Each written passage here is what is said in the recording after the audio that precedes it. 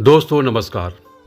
महान गायक मोहम्मद रफ़ी साहब ने गाया था, जाने वाले कभी नहीं आते, जाने वाले की याद आती है। यकीनन मोहम्मद रफ़ी के कदरदान उनकी जन्म शताब्दी पर उनकी गायकी और शख्सियत की आज याद कर रहे हैं। उनका जन्म 24 दिसंबर सन 1924 को हुआ था।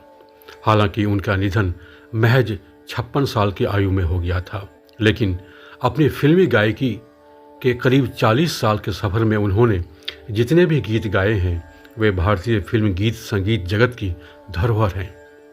उनके बारे में महान संगीतकारों ने क्या क्या कहा था, ये हम आपको इस वीडियो में बताएंगे। लेकिन शुरुआत करते हैं रविंद्र जैन की इस कविता से। उन्होंने लिखा था, रफ़ी साहब ने अपना नाम मोहम्मद से सजाया है, मोहम्मद के दुआ से मर्तबा आलम में पाया है। गए जिस रोज से वो अलविदा कहकर ज़माने को, न ऐसा खुशगुलू आया है, न ऐसा शख्स आया है। तो आम से आम और ख़ास से ख़ास सब के लिए ऐसी ही थी मोहम्मद रफ़ी की गायकी और शख्सियत भी। उनके बारे में चंद संगीतकारों के अल्फाज कुछ इस प्रकार से हैं। नौशाद साहब ने फरमाया है, रफ़ी गीत की आत्मा में प्रवेश कर जाते थे। मुझे अच्छी तरह से याद है जब उन्होंने आदमी फिल्म में दिलीप कुमार के विकलांग किरदार के लिए गाया तो उसमें इतना ज़्यादा डूब गए और मर्माहत हो गए थे कि उन्हें समझाना पड़ा, भाई यह गीत भर है। यह उनका बहुत बड़ा गुण था जो हर गीत में जान डाल देता था। वही ओपी नैयर कहते हैं, रफ़ी जीनियस थे।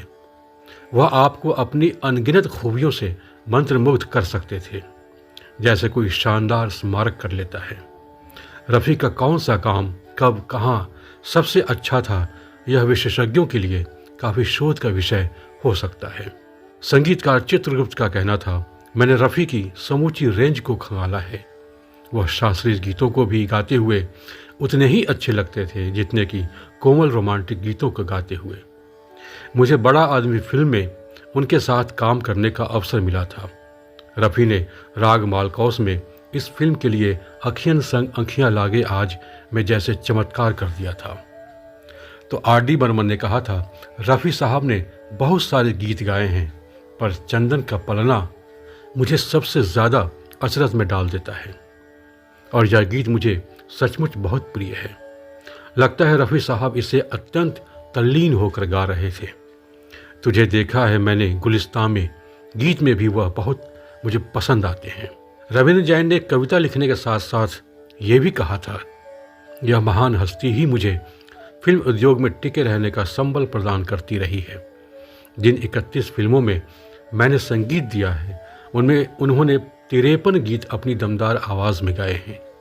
मुझे पूरा विश्वास है ऐसा सीधा सच्चा पवित्र इंसान कभी मर नहीं सकता, वह युगों युगों तक याद किया जाएगा। जबकि रोशन ने कहा था, रफ़ी साहब के एक पक्ष को जाना नहीं जाता और वह है उनका बराबरी में विश्वास और न्यायप्रियता। रफ़ी साहब पूरी मंडली के बीच भी रहना पसंद करते थे। बिजनेस क्लास में अकेले रहने के बजाय सबके साथ इकोनॉमी क्लास में सफ़र करते थे, जिसमें हम सब रहते थे, उसी में वह भी ठहरते थे। तो दोस्तों, आज मोहम्मद रफ़ी साहब नहीं हैं, लेकिन उनकी गायकी हमारे बीच मौजूद है और इसकी मौजूदगी बनी रहेगी जब तक सिनेमा है, जब तक इंसान के भीतर गीत संगीत की समझ है, उसका बोध है, रस बचा हुआ है, तब तक मोहम्मद रफ़ी साहब की आवाज़ गूंजती रहेगी। देखते रहिए पिक्चर प्लस यानी ज़िंदगी का बायोस्कोप। नमस्कार।